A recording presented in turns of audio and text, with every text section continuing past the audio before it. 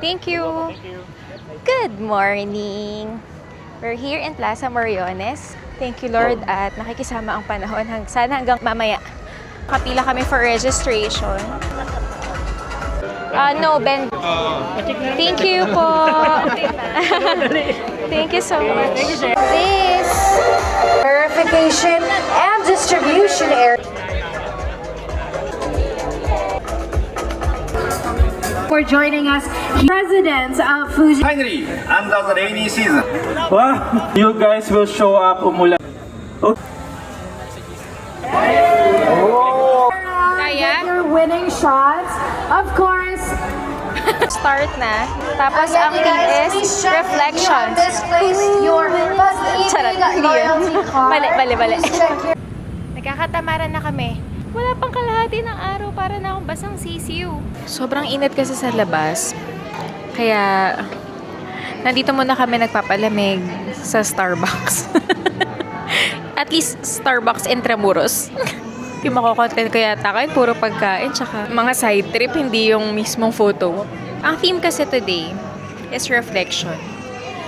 So, hindi namin alam kung paano. Kasi una sa lahat, hindi umuulan. Kailangan namin ng body of water or ng creative ideas. I actually have a creative idea.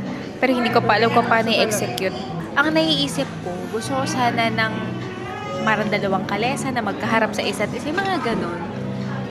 Ayoko ng usual na reflection. Gusto ko yung dalawang, parang twin. Galing ko, no?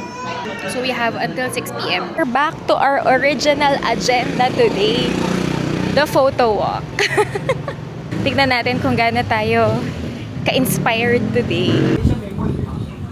Sabi sa inyo, magiging food vlog tong photo walk na to. Nandito kami ngayon sa Ying Ying, one of the famous restaurants dito sa Binondo. Ang specialty nila is Chinese food. Masasabi mo sa photo walk? Buti na lang nakikisama ang ulo ko dahil last time na nag-photo walk kami dito, migraine ako. At kailangan well-hydrated tayo. So, ang ending, nandito na tayo sa studio. Ang ganda ng liwanag. So, this is 2:40 p.m. Tapos na kaming mag-photo walk sa labas dahil init na kami at hindi ko makita yung gusto kong makuhanan. Nag-try na lang akong maghanap ng ibang options.